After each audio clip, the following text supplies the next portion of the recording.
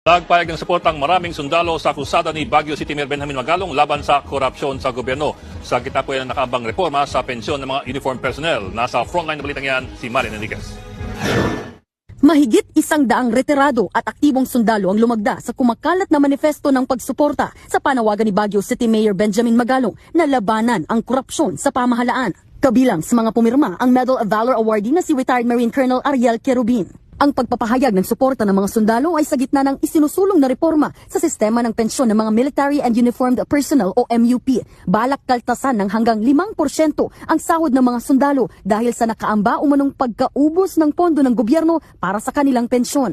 Nauna nang sinabi ni Magalong na isang dating general ng PNP na bukas naman sila sa mga posibleng pagbabago sa pension system. Pero sana raw unang sugpuin na ang katiwalian sa pamahalaan at ang pork barrel ng mga mambabatas. Maliit na lang nga yung pension namin.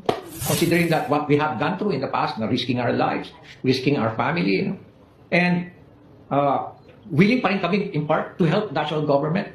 Iniisip namin, during our dialogue, alam naman natin kung anong nangyayari dyan sa mga mababatas natin.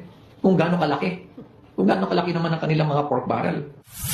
Sa Defense Press Corps meet and greet naman kanina ni Defense Secretary Gibo Teodoro sa Camp Aguinaldo, sinabi niyang patuloy pang pinag-aaralan ang bagong MUP pension system. Isa sa mga nakikitang paraan ng DND ang pagkakaroon ng Retirement Trust Fund kung saan huhugutin ang mga benepisyong makukuha ng mga sundalo. Bukod dyan, pwede rin daw kumuha ng pondo mula sa pagbebenta ng ilang ari-arian ng Armed Forces of the Philippines. Maglilinis po tayo ng titulo, lahat po ng disposable properties ng pag-aari ng Armed Forces of the Philippines upang ipasok po ito sa pondo.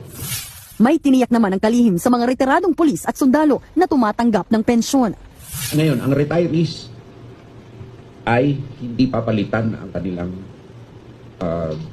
sistema kung ano man ang natanggap nila.